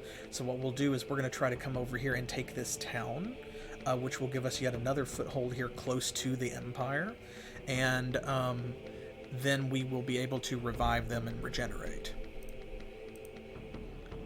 Should be good. Should be okay. Oh, is he going to summon armor? I'm surprised that he doesn't have the Golem spell, honestly. The Golem is a bit stronger than the Living Armor, and is immune to Earth because he uses Earth as his source and attacks everybody, if I remember correctly.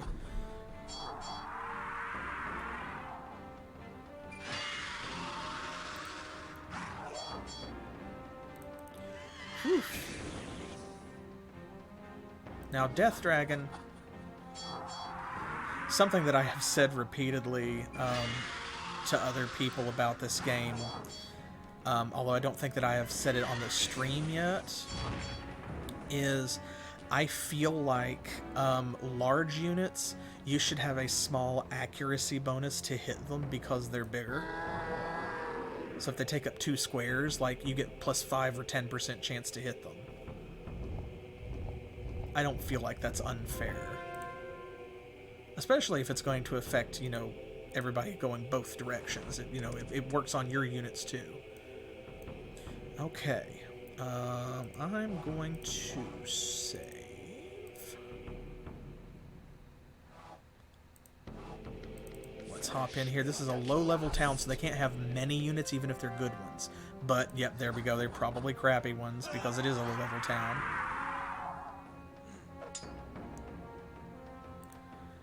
This means nothing to us. Get out of our city. That's right, it's ours now. Fungun says, "If you spare my life and the lives of my family, I will reveal to you the location of a treasure.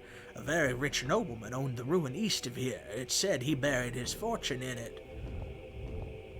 I'm guessing Godfrey's probably already looted that. Yeah, ruined castle, yeah, that's fine. But at least taking this town means we won't have to plant a rod over here, and we will get this life mana, and more importantly, deprive Godfrey. Because if we can get 4 of these crystals, which we now have 2, that's the 3rd one. There's another one up here that we have not marked yet. That's 200 life mana per turn, and that means that we can cast a haste spell every single turn. Okay, I'm going to blow some money to level that city up so that we will regenerate faster. And let's see. That's the ruin in the corner, so now we need to come straight over here to find that other life mana. Okay, well this is going swimmingly. Yes. Okay. I think it's time to move Ms. Darksoul forward again. It is no longer useful to hold this town, because our front line has moved so far along.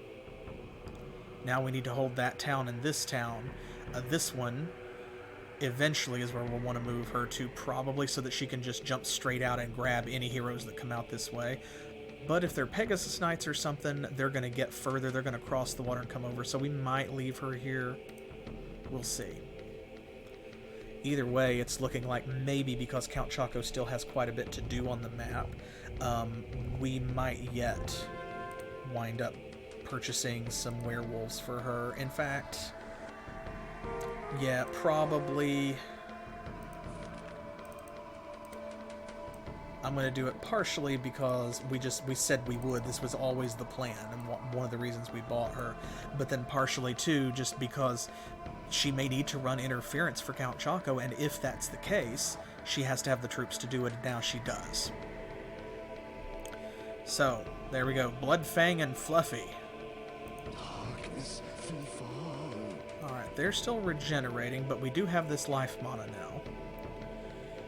What's his experience look like? 1200, so he only needs 550 points. That's actually not a lot, so I think that we're going to get away between the few ruins that are left here and maybe one or two neutral monsters down underneath this fog of war. And then also the garbage heroes that he's going to definitely continue to throw at us. We should have enough to get him to level 5 before the map ends. I think that we're good. We should not have to train him. And you can see, too, look at this. So we are now making 300 gold, 175 death mana, 50 each of Infernal and Runestone, and 150 life mana, which means that's 150 that Godefroy is not making. And we control 3 times as much territory as him. This is all that he owns left on the map. We're consuming everything in Wasteland, which is how it should be. For the glory of Mortis. Yes. Okay. Now we need to remember, and y'all have got to help me remember, this ruined farm. We need to go there. And I need to check this shop as well. And I'm going to go ahead and send Ms. Dark Soul back this way, but we need to not lose track of, like, that's why she's going back through here. Like, I don't want to forget what she's doing. Who dares? Because it could be a few turns before she gets over there. Ooh, another hero. Fodder for the Count. Okay, let's move Rodney first. We're going to break this. And then we have more death mana than life mana right now. We need to replenish this because that haste is such an important spell. So I'm going to cast Shadow over Rodney instead of hasting her. Because it's not super important that we get this life mana. I do want it, but like it's okay if we wait one more turn, and then that way she can just move over and grab it next turn. Yes. Indeed. It's like DoorDash. They deliver the experience points straight to you, right to the gates of town. Okay, we've got Incantare Hellhound, Incantare Beliar. That's their 2nd level Legion summon. Ice Shield, and Healing. Cool. These are 400 gold pieces. So we can buy more healing scrolls if necessary. It's going to take her a couple turns. And Conrad. Could be anybody. Well, he can't be quite anybody. It's obviously not an Archangel or a Pegasus Knight because they're on a boat. So it has to be an Archmage or a Ranger. Fresh blood at last. Let's see which. And it's a Ranger. No harm done. We should live through this because that's all the hits that they should get on us. We should go before their apprentice. There we go. Very nice. Good, clean fight. Now, do you have anything that was worth looting? Nope. Okay. And we've got more than enough movement to just dodge right back into town, and that way our Necromancer can recover a little bit. And our Death Dragon is almost back at maximum, so probably I'm going to let them sit out one more turn, and then I'm just going to take some of our money and heal them the rest of the way. There's no reason not to.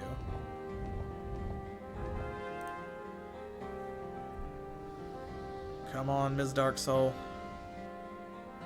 Who dares? She does go. Let's see, where's going to be the best place? Usually that means where's it going to be the most inconvenient for an enemy to have to go and break it, and I think it's probably right where their rod was.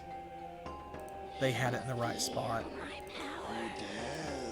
Okay, yeah, the Death Dragon healed. It's going to cost 126. That's not that much, so I'm going to go ahead and do it. And then that way we can keep on the move. Let's go see what's in that shop. Probably they don't have anything that we want, but just like with the other one over there, I want to visit and make certain.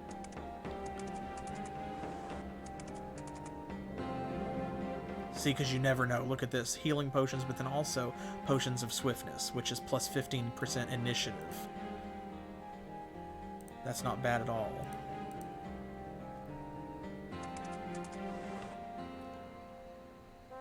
And what we're going to do with this town is I'm going to build a garrison there so that it's harder for them to take it.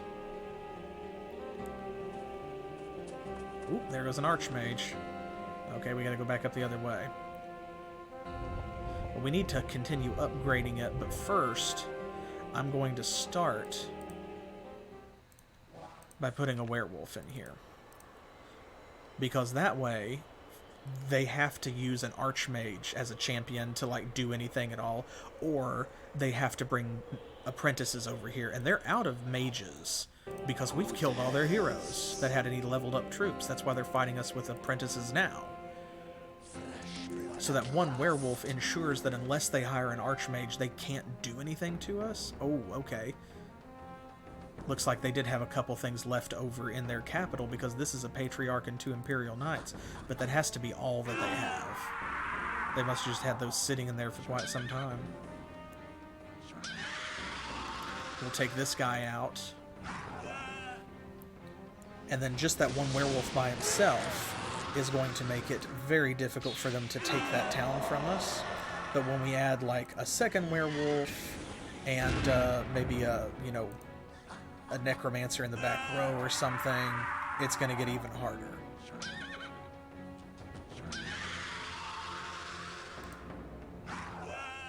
There we go.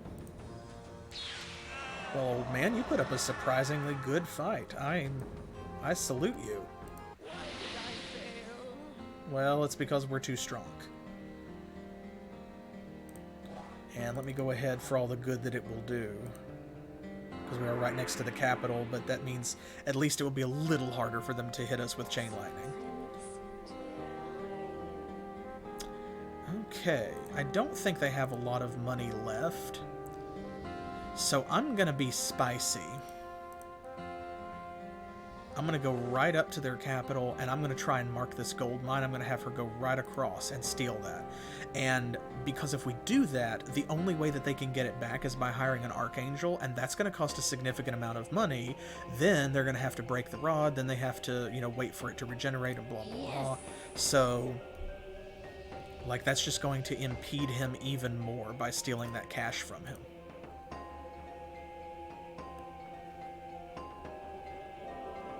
Yeah, see, and that's what I was hoping, is that if they do summon living armor or something, they're going to be way more preoccupied with Count Choco than with Rodney. Much to their chagrin, because they absolutely...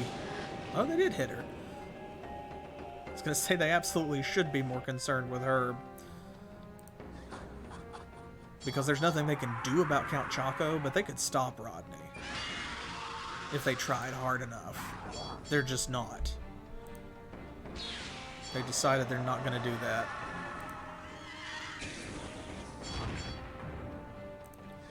There we go. Unsummon living armor. Thanks for the free 23 experience points. We love it.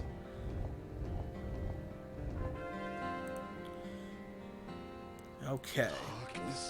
So Count Choco's going to head over here. I'm going to duck back and put him in the city so that way everybody can heal a little bit because the Death Dragon's kind of low. And we have over 1,000 life mana, so we're going to be very cheeky. We are going to haste Rodney.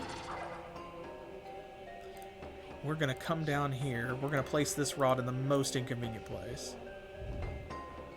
And then we are going to haste Rodney again.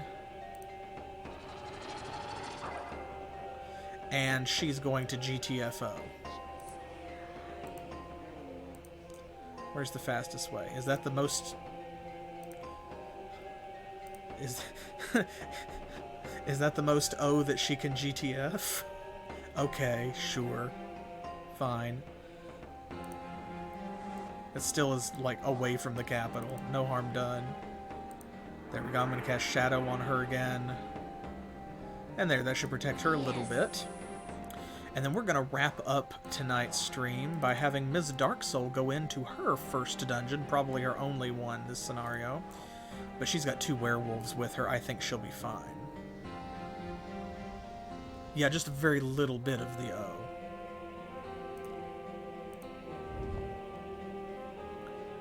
Oh, good, they left her alone. Good, good, good. I was so worried that they would try to smite Rodney. We do hate that. We do hate when they try to smite our little rod hero. There we go. She can move faster along the coast. Yes. Alright, let's see what's in these ruins. And while we do that, I will thank you for joining me. And I will remind you that you can catch more Disciples next Thursday at 7 p.m. Eastern Standard Time, which is New York and Miami time, here in the U.S. And you will also be able to catch other series on Mondays when Specific Pixel will be starting Chrono Cross. And Saturday when I'm still playing Betrayal in Antara. Don't forget also, if you're not already following along here, to please do that. Sub if you can, if you like what you see. And head over to YouTube where you can do the same. And then follow on Twitter, Facebook, and Pillowfort to get updates and to stay current on everything that we are doing with the channel here. I'm going to attack this Skeleton Champion, the greatest fighting unit of the Undead Hordes. They are dedicated to the cause of death for 100 damage. Well, that's fine because they can't hurt this werewolf. This wyvern can though, but more importantly, check this out. It's a Lich Queen versus a Lich. The most powerful necromancers become Liches when they die, granting them devastating powers. They deal 70 death damage.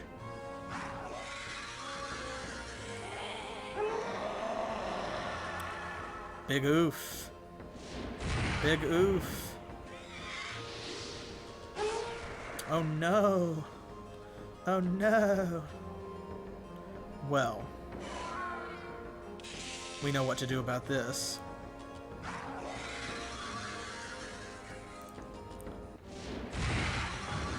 We've really got to take out this Skeleton Champion. Because he is the only one who can hurt them. Both of them deal death damage. Both of these are immune to death. Thankfully, Ms. Darksoul deals fire damage, as is appropriate. So if we keep paralyzing this Skeleton Champion, then she will whittle him down, and everything will be fine. Of course, if the Spectre doesn't paralyze the Skeleton Champion... Did you see her miss all 3 of them? Oh my god. That's okay, we're gonna get through this. It's fine. Don't worry about it. We've got this. We've got this. Just a couple more hits. Send me all your energy. There goes the Lich. Come on, Ms. Darksoul. As usual, Ms. Darksoul is going to pull this out. There goes the Wyvern. One more hit. There we go. This is it. Hey! And she gets all the XP. That's a straight level up, baby. 300 gold. And the Helm of Purity, which is great because it means that enemy thieves cannot affect the leader's party as long as that is equipped. Whew. Goodness gracious. What a fight. That's a good artifact, although we don't really need it anymore, but that's okay. like I'm not mad that we have it. Ooh. Godfrey's going to be mad when we go up there and kill his Pegasus Knight, though, here in just a second. We've got a bunch of artifacts. I'm going to give Ms. Darksoul artifact lore so she can use some of them. And I will see y'all next time for more Disciples Sacred Lands. Until then, as always, thanks for playing.